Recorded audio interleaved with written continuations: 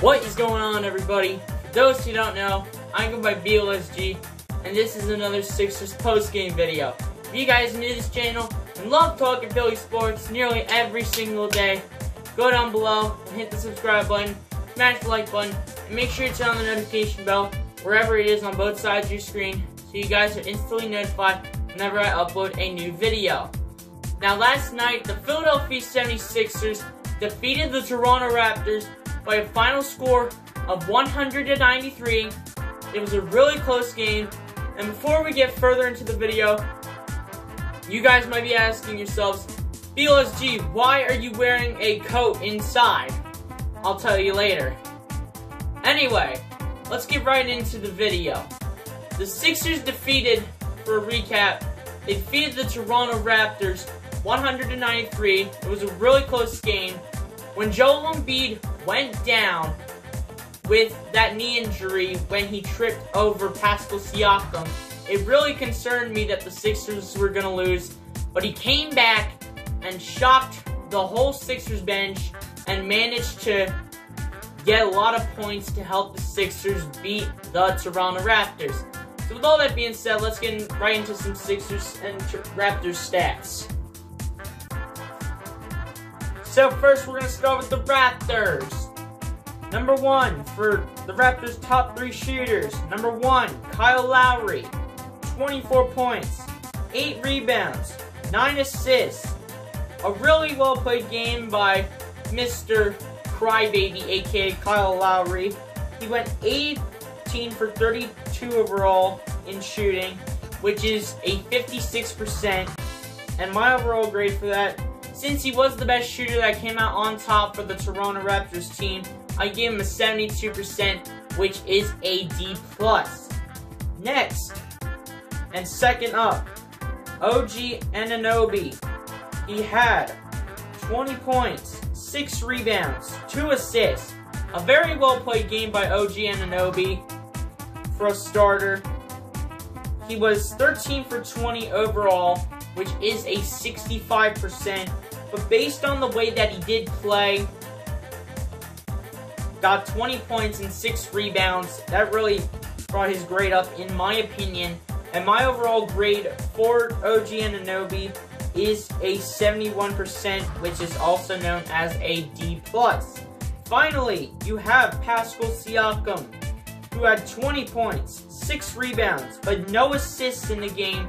Not a great game played for Pascal Siakam. He was 12 for 32 overall in shooting, which is a 38%, which is, in other words, an F. But when he took the foul where he tripped and made Joel Embiid trip, he got a 38% and got a big-time foul, and it didn't really get a lot better for him. So my overall grade, I gave him a 41%, which is an F overall. So now, on to the Sixers' top 3 shooters. Here we go. So, we're going to do the order differently for this one. We're going to go from the bottom to the top in the Sixers' top 3 shooters.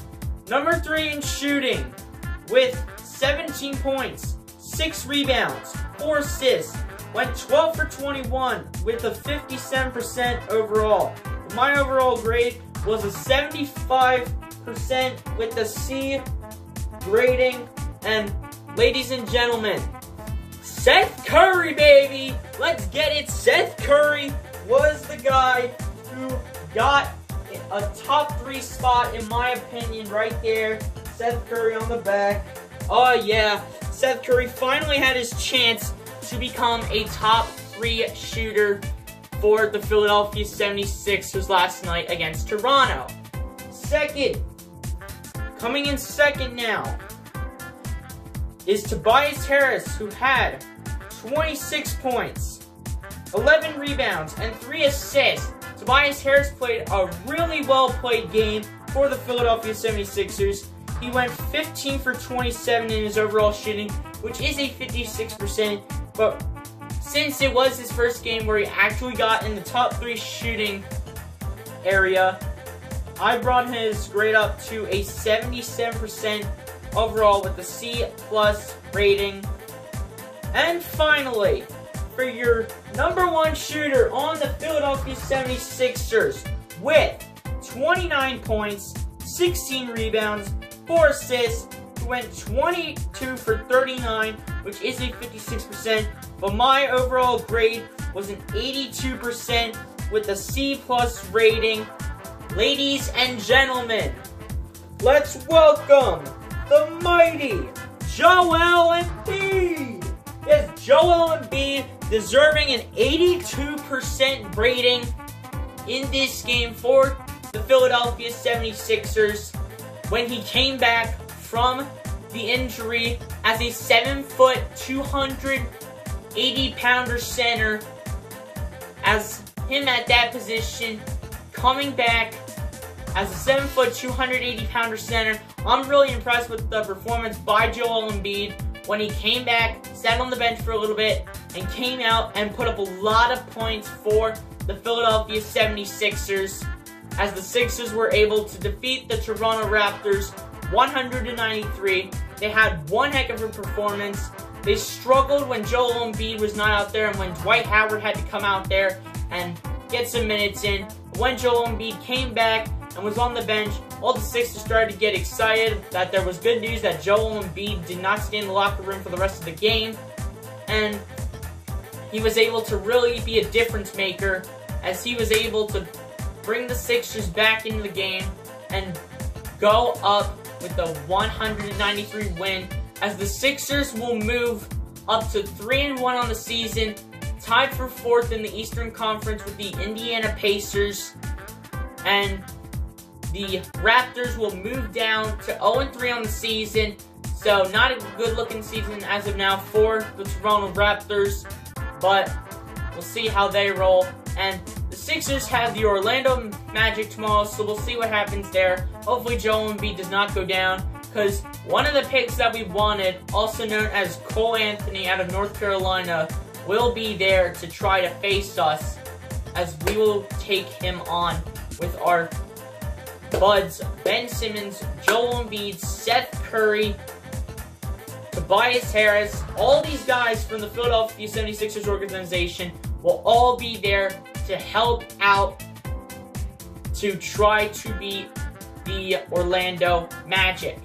Anyway, guys, I hope you enjoyed this video. If you did, please be sure to subscribe. Also, don't forget to hit the like button and the notification bell to see more videos like this. And let me know down in the comment section what you thought about last night's game. How do you feel about Joel Embiid surprisingly returning to the bench and really helping out the Sixers get a win over the Orlando Magic?